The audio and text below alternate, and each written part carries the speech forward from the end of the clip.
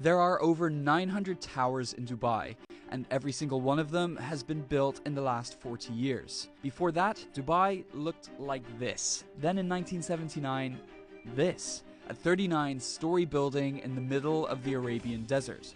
This is the Dubai World Trade Center. It was the tallest building between Mumbai and Athens, including the whole of the Arab world.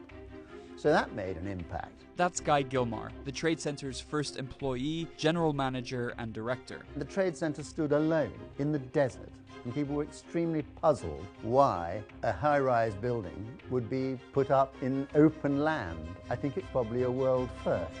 It even got a visit from Queen Elizabeth on opening day. She arrived by car, was introduced to everybody before going on into the building, including me, of course. And of course we flew the Royal Standard, which I think is quite unusual. That's Gordon Heald. He designed and supervised the Trade Center, and here he is with the Queen at the inauguration, along with lead architect John Harris. It made Dubai, didn't it? What you see now is this enormous metropolis of tall buildings. And it was the Trade Center that set it all going. It may seem obvious now. Build a business center in one of the wealthiest nations on the planet and you'll attract global companies. But in 1970s Dubai, this was something new. Next to Gordon in this picture is Sheikh Rashid bin Saeed Al Maktoum, the ruler of Dubai and the prime minister of the newly formed United Arab Emirates. It was his idea to build the Skyscraper Trade Center in the first place. For centuries, Dubai's main industry was pearl harvesting. But in the 1930s, the pearl industry collapsed due to the Great Depression and the invention of the synthetic pearl.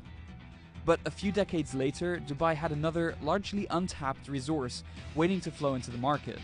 In 1966, Dubai found oil, and estimates show that the population grew by 1,000% over the next 40 years.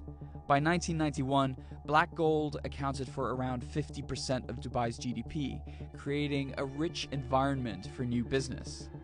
Sheikh Rashid used the proceeds of Dubai's oil to develop the city's infrastructure, including the Trade Center. What he really wanted to do was to make a statement that the Dubai side was in business, and also a signal to Abu Dhabi that, we are your rivals and we are really coming after you. Building the first skyscraper in a nation isn't all straightforward, though. For one, the sand in the desert wasn't right for the cement. We actually had to use sand from the beach in its place, which seems a rather strange thing to have to do in a desert. As nobody had seen such a tall building before, rumors were quick to spread. There were lines of lampposts not far away, which were not quite vertical. And I think that's what started the rumor that the tower was actually leaning. And if that wasn't enough, when they reached the 10th floor of the Trade Center, Sheikh Rashid decided he wanted it taller, so demanded extra floors to be put on.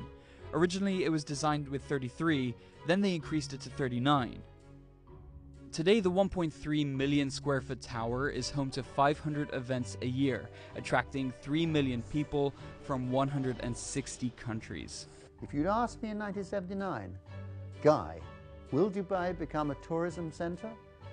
I'd have said, what are you smoking? I think that the element of skepticism about why is so much money being spent on this immense tower and the surrounding buildings quickly evaporated, because the niche that we were able to exploit was to establish it and establish Dubai as the premier business address in the Middle East.